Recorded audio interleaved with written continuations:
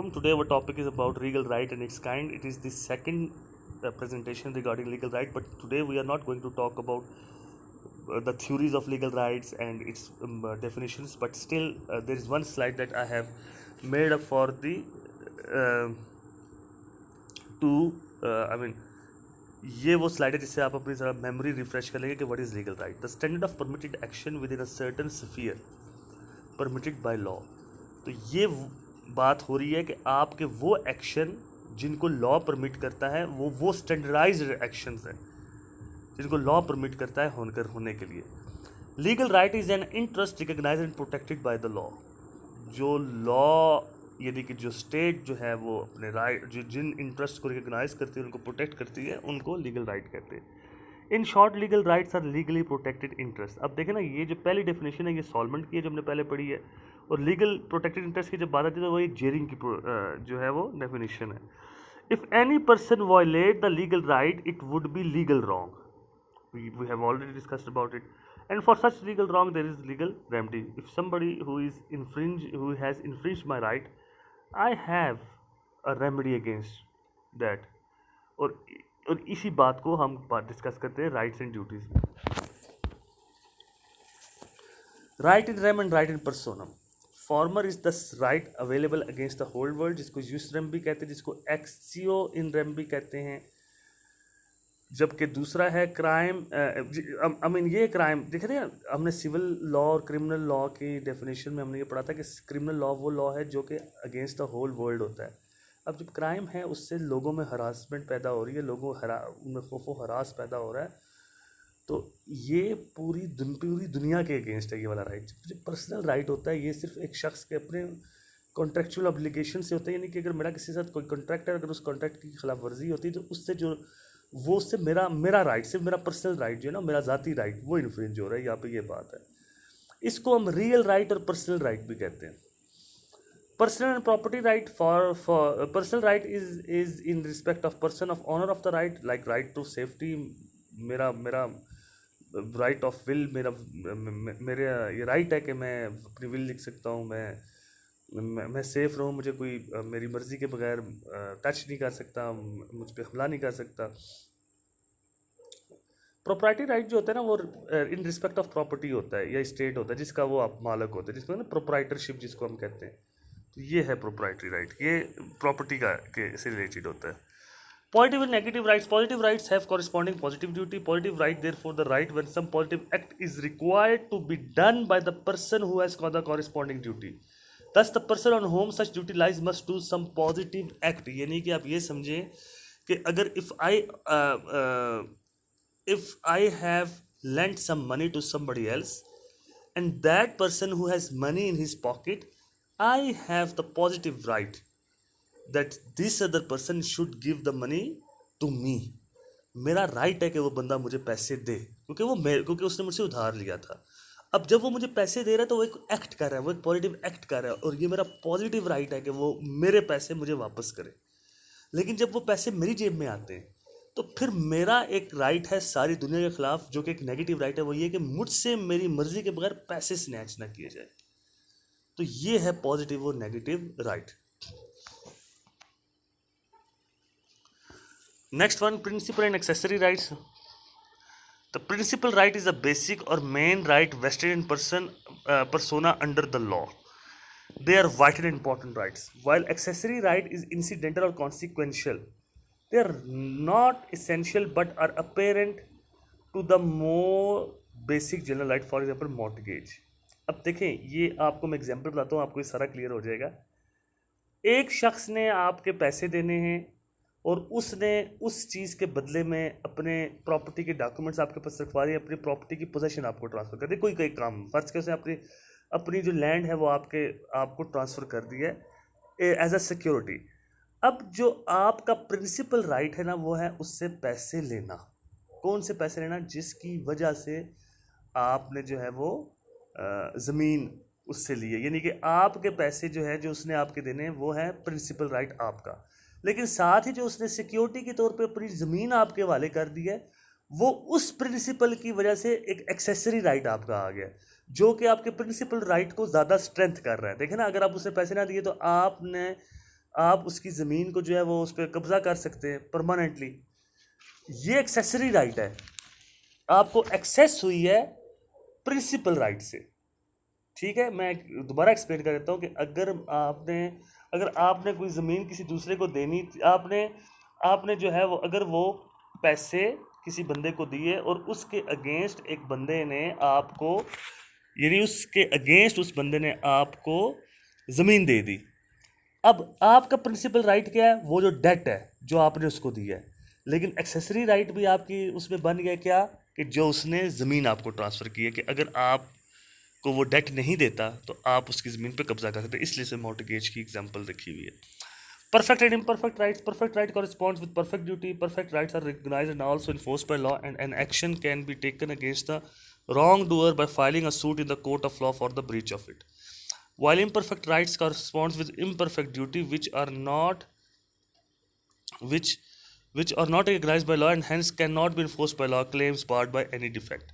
So let us say, जिस तरह अब आपको एक बात का पता होगा कि कहा जाता है ना कि जब आपका कोई हक तलफी हो तो आप सो ना जाएं। यानी कि अगर आपको आज किसी ने मारा तो आप 100 साल बाद जाके कहें जी कि इस बंदे ने मुझे मारा था, या मुझे मेरे दादा को इसने मारा था। तो ये चीज़ ये इस तरह से नहीं होता। इसका मतलब ये है कि जब आपके साथ कोई खिलाफ आपका राइट जो है वो इन्फ्रिंज होता है, तो आप अपने राइट को इन्फोर्स कराएं। आप कोर्ट का दरवाज़ा खटखटाएं और कहें कि जी इसने मेरा राइट खा लिया है। कोर्ट आपका मैटर एक अरसे तक एंटरटेन करती है, उसके बाद नहीं करती। जैसा सिविल केसेस में, ये मैं आपको वैसे इन्फॉर्मेशन के तौर पर बता दूं, नॉर्मली 3 ईयर्स होती है कि अगर 3 साल के अंदर अंदर आपकी हक तलफी हुई तो आप कोर्ट में जाएंगे तो आपका क्लेम सुना जाएगा। अगर 3 साल बाद आप जाएंगे तो वो राइट जो आपका परफेक्ट राइट था वो इम्परफेक्ट बन जाता है। अब कोर्ट उस क्लेम को नहीं सुनेगी, इसलिए इसमें लिखा claims barred by the law और एनी डिफेक्ट। राइट इन री अप्रोप्रिया एंड राइट इन री Elina. Right in impropriety is the right in respect of one's own property. Right in impropriety contemplates absolute ownership, कि भाई एक आप हैं और आप एब्सोल्यूट ऑनर हैं अपनी जगह के। आपने एक जगह खरीदी, आप उसके एब्सोल्यूट ऑनर, आप जिधर जो मर्जी करें। Thus it is the outcome of jurisprudence aspect of the ownership. Whereas right in re aliena is the right in respect of property of another person. It is basically an encumbrance. For example, the right of easement. For example, आप देखें ये जो right है ना, right इन लेना, encumbrance को आपको समझना चाहिए। इनकम्बरेंस का मतलब क्या? इनकम्बरेंस का मतलब है रुकावट। हमने कई दफ़ा जब हम डीड्स लिखते हैं तो उसमें लिखते हैं ना कि फ़लाँ जायदाद वो किसी भी किस्म की रुकावट से वो आज़ाद, उसको बेचने में कोई रुकावट या कोई उज़र नहीं है, कोई रुकावट नहीं है उसको बेचने में। तो वो क्या है, यानी कि वो जो ज़मीन है उसके अंदर कोई डिफेक्ट नहीं है। उस ज़मीन को बेचने, उस ज़मीन को किसी को हिब्बा नहीं, उस ज़मीन को किसी के पास रहन नहीं रखवा, किसी को मॉर्टगेज नहीं की हुई। होता है ना कि ज़मीन आपकी और आपने वो किसी को मॉर्टगेज कराई हो। अब अगर आपने वो ज़मीन किसी को मॉर्टगेज कराई हुई, इसका मतलब कि उसके ऊपर तो इनकम्बरेंस है, आपने उसको तो एलिनिएट किया हुआ है किसी को, आपने तो उसको किसी को वैसे दी हुई है ज़मीन। तो आप फिर उस ज़मीन को जब तक, जिस वजह से आपने उसको मॉर्टगेज किया, जब तक मॉर्टगेज ख़त्म नहीं होगी तो आप कैसे बेचेंगे? तो उसको राइट ऑफ एलिनिएशन कहते हैं। उस दूसरे बंदे का राइट ऑफ ईजमेंट भी इसी सेंस में आया था कि देखें अब दूसरे की ज़मीन है, लेकिन आपकी ज़मीन उसके साथ है, लेकिन आपकी ज़मीन को रास्ता उस पर से आता है, तो ये भी एक बार हो जाता है उसकी ज़मीन पे आपकी तरफ से। बहरहाल ये अभी हम आगे भी ये जो इस तरह के जो राइट्स होते हैं उनको भी हम राइट इन रियल लीना कहते हैं। लेकिन इसके अलावा भी ये, और अभी हम आगे इसके एक और किस्म भी पढ़ेंगे। Vested and contingent right. Vested and contingent rights are depending on the relationship as to the owner of the right and the right itself. Vested right means which is already vested in person, जो एक बंदे के अंदर मौजूद है, वो उसका absolute right है। The person already has such right. Whereas in contingent interest, the right is dependent upon the happening or non-happening of certain events which may or may not happen. अब देखें, फॉर एग्जाम्पल मैं एक बंदे के साथ contract करता हूँ, उसको कहता हूँ मैं तुम्हें ज़मीन दूंगा, या तुम्हारे नाम पे जो है ये ज़मीन उस वक्त ट्रांसफ़र हो, तुम्हारे नाम पे मैं ज़मीन ट्रांसफ़र करता हूँ, पैसे लिए ट्रांसफ़र कर दिया, उसका राइट बन गया कि वो ज़मीन को यूज़ करे। दूसरी तरफ कॉन्ट्रैक्ट होता है कि मैं ज़मीन आपके नाम उस वक्त होगी जब आपकी उम्र 21 साल की होगी। अब ये 21 साल उम्र का होना, ये कॉन्टीजेंसी, ये कंडीशन है। अब वो होगा नहीं होगा, अगर हो गया तो फिर तो राइट उसको मिल जाएगा, अगर ना हुआ तो फिर वो राइट उसको नहीं मिलेगा। तो इसको ऐसे राइट को कंटीजेंट राइट कहते हैं। Legal and equitable right. Legal rights are the rights given by common law courts of England. Common law was based on statute by way of custom usage. Equitable rights are the outcome of law of equity given by the court of chancellor. अच्छा, इसके लिए आपको ना थोड़ा सा हमें history में जाना पड़ेगा कि इंग्लैंड में बेसिकली जो कॉमन लॉ था, वहाँ का जो कस्टम बेस्ड लॉ था या स्टैट्यूट बेस्ड लॉ था, जो वहाँ पे कोर्ट्स जिनको वो करती थी, सॉरी जिनको वो जिसके बारे में वो फैसले करती थी कॉमन लॉ को देख के, तो उसको हम कहते थे लीगल राइट। तो कोर्ट ऑफ इक्विटी वहाँ पे इसलिए मौजूद हुई थी, वो मार्ज वजूद में आ गई थी इंग्लैंड में कि क्योंकि लॉ जो था ना, नॉर्मल जो कॉमन लॉ था वो थोड़ा हार्ड था, उसके हार्ड एंड फास्ट रूल थे, सख्त रूल्स थे। तो कई दफ़ा नहीं, बहुत दफ़ा उनसे जस्टिस के जो प्रिंसिपल्स थे वो इनमरेट नहीं होते थे, वो अप्लाई नहीं हो सकते थे, जस्टिस मिलता नहीं था लोगों को। उसके लिए फिर एक नया तरीका निकला गया, उसके लिए फिर इक्विटी कोर्ट्स आई। इक्विटी कोर्ट्स आने का मतलब ये था कि लोगों को जस्ट उनको इंसाफ मिले। तो ये बात जो है ना, सिर्फ लीगल एंड इक्विटेबल राइट, इसमें सिर्फ आपको इतने समझने की जरूरत है कि लीगल राइट वो थे जो कि कॉमन लॉ के अंडर थे, और इक्विटी के राइट्स वो थे जो इक्विटी कोर्ट्स ने दिए थे। हमारे पाकिस्तानी कानून में भी इक्विटेबल राइट्स जो है वो कवानीन के अंदर ऑलरेडी मौजूद है। Primary and secondary right. Primary right is basic right. It is independent right. These are the right which happens ipso, जो खुद से है। For example right to reputation, मेरी रेपुटेशन कोई डैमेज नहीं कर सकता, ये मेरा प्राइमरी राइट है। लेकिन अगर किसी ने डैमेज किया तो उस डैमेज करने के बाद जब मैं कोर्ट में जाके उसके खिलाफ डैमेजेस क्लेम करूँगा ना, तो वो सैंक्शनिंग या सेकेंडरी राइट होगा। यानी इसको दूसरी एग्जाम्पल में आपको ऐसे देता हूँ कि कोई बंदे ने आपका कोई राइट इन्फ्रिंज किया, तो उस राइट को इन्फ्रिंज करने के बाद हम कहते हैं ना कि लीगल राइट का अगर इन्फ्रिंज करेंगे तो लीगल इंजरी होगी, और लीगल इंजरी के खिलाफ जो होती है वो लीगल रेमेडी होती है। तो जो लीगल रेमेडी है ना, वो सेकेंडरी राइट है। पहला तो ये था ना कि उसने आपको इंजरी पहुंचानी नहीं थी, वो आपका प्राइमरी राइट था। लेकिन अगर उसने आपको इंजरी पहुंचा दी तो उस इंजरी पहुंचाने के बाद आपका जो राइट जनरेट होता है उसको सैंक्शनिंग राइट या सेकेंडरी राइट कहते हैं। Public and private rights. Public rights are those vested by state, for example right to use highway, right to vote, ये है पब्लिक राइट्स।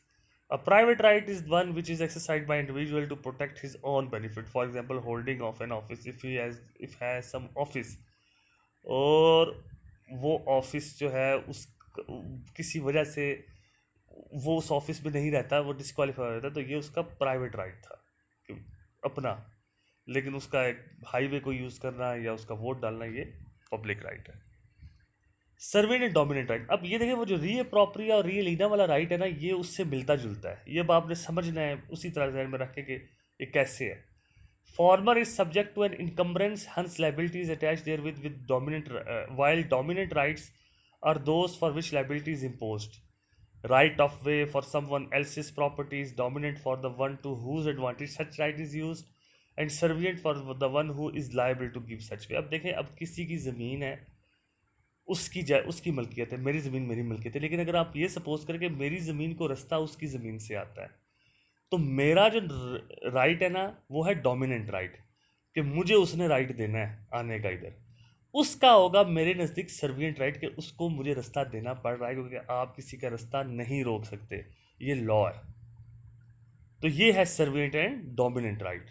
यानी आपने इसमें यही बात समझनी कि राइट ऑफ वे, जो बंदा किसी दूसरे शख्स को अपनी ज़मीन पे से जाने का रास्ता दे रहा है, वो सर्विएंट राइट है, और जो शख्स वो रास्ता ले रहा है, जिसके एडवांटेज में वो रास्ता यूज़ है, वो डोमिनेंट राइट है। Ordinary and fundamental right. Fundamental rights are protected by constitution being basic rights. All other rights are ordinary rights. जो कॉन्स्टिट्यूशन में, जिस तरह हमारे पाकिस्तानी कॉन्स्टिट्यूशन में या यूएस कॉन्स्टिट्यूशन में, किसी कॉन्स्टिट्यूशन में जो राइट्स दिए जाते होते हैं वो फंडामेंटल हैं, और उसके अलावा बाकी जितने राइट्स हैं वो ऑर्डिनरी राइट्स होते हैं। So the last one is inheritable and uninheritable right. Inheritable right वो राइट है जो अगली नस्ल को ट्रांसफर होता है। जिस तरह आपकी प्रॉपर्टी है वो आपके मरने के बाद आपकी औलाद में चली जाती है, तो वो एक इंटरेस्ट है, वो जो राइट है टू प्रॉपर्टी है वो चला जाता है। लेकिन अनइनहेरिटेबल राइट्स वो राइट्स होते हैं जो कि बंदे के मरने के साथ मर जाते हैं। मिसाल के तौर पे अगर आपने किसी बंदे के खिलाफ ये केस किया हुआ था कि उसने मेरी रेपुटेशन को डैमेज किया है, अब इस मीन वाइल वो बंदा मर जाता है, तो अब ये नहीं कहा जाता जी अब मैं उसके बच्चों को या किसी और को मैं उसके खिलाफ केस करूँ कि भी उसके बाप ने मुझे ऐसे मारा था या ऐसे किया था। तो ये इस तरह का जो राइट होता है वो अनइनहेरिटेबल राइट होता है। ये एक बड़ा लेंथी क्वेश्चन है और इसमें राइट्स की काफ़ी होता है किसमें है, which I hope that due to the examples you got the idea. But still, if you have any question, do ask me. I will be very happy to reply to your queries. Thank you very much.